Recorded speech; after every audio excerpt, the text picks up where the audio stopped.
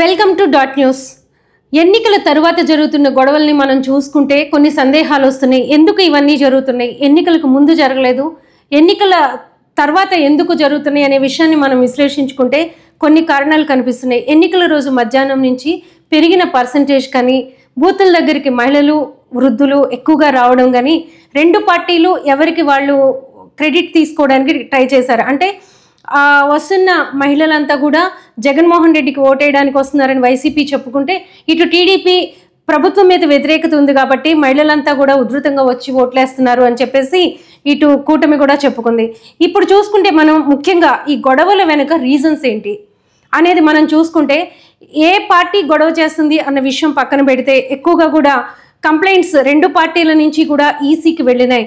ఎందుకంటే ఆ గొడవలకి టీడీపీయే కారణం అంటూ వైసీపీయే కారణం అంటూ టీడీపీ ఇద్దరూ కూడా ఒకరినొకరు నిందించుకునే పరిస్థితి మనకు కనిపించిందని చెప్పుకోవచ్చు. కాకపోతే కొన్ని సంఘటనలో చాలా ప్రత్యక్షంగా కనిపించే విషయం ఏంటంటే, టీడీపీ వైసీపీ నేతలు ఇళ్ల మీదకి వెళ్ళి దాడులు చేయటం కానీ, అది కూడా ఎన్నికలు అయిన తర్వాత చాలా ఆశ్చర్యం కలిగించింది అందరికీ.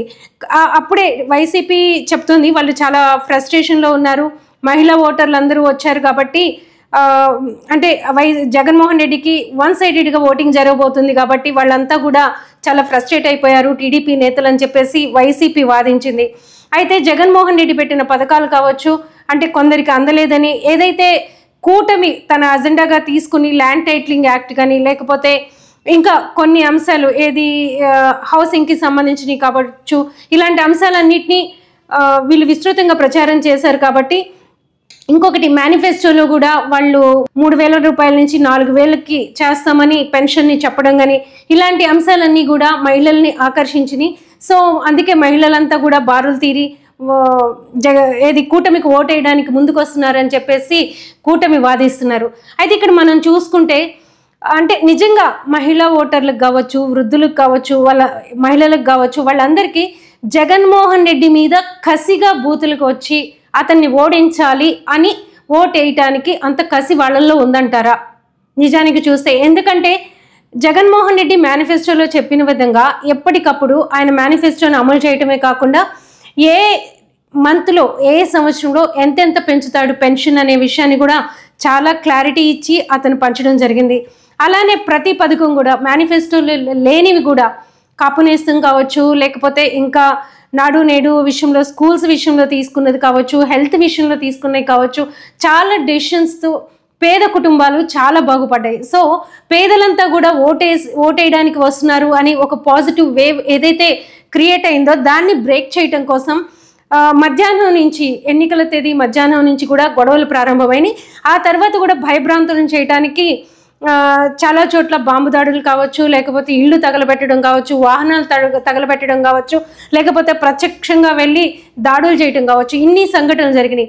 అయితే ఎందుకు ఎన్నికల రోజు మధ్యాహ్నం నుంచి జరిగింది అంటే, ఇప్పుడు బయట వినిపిస్తున్న ఒక కొత్త విషయం కూడా ఏం కనిపిస్తుందంటే, అంటే రేపు 4వ తేదీన ఏదైతే కౌంటింగ్ జరగబోతుందో ఆ రోజు ఏజెంట్స్ రాకుండా ఉండడానికి కానీ, రేపు ఎన్నికల కౌంటింగ్ రోజు ఏజెంట్స్ రాకుండా, అలానే ఆ రోజు ఎన్నికలు వన్ సైడెడ్గా కౌంటింగ్ జరిపించుకోవడానికి కావచ్చు, ఏదైనా సరే ఇప్పుడు ఏదైతే ఫుల్ ఫ్లెడ్జ్డ్గా 83% ఓటింగ్ జరిగిందో దాన్నంతా కూడా మైనస్ చేయడం కోసం కొంత భయభ్రాంతులను చేసి రేపు కౌంటింగ్ కొన్ని చోట్లైనా ఆపించి మళ్ళీ రీపోలింగ్ చేయించుకోవడానికి చేస్తున్న కుట్రలో భాగంగా కూడా చాలామంది చెప్తున్నారు.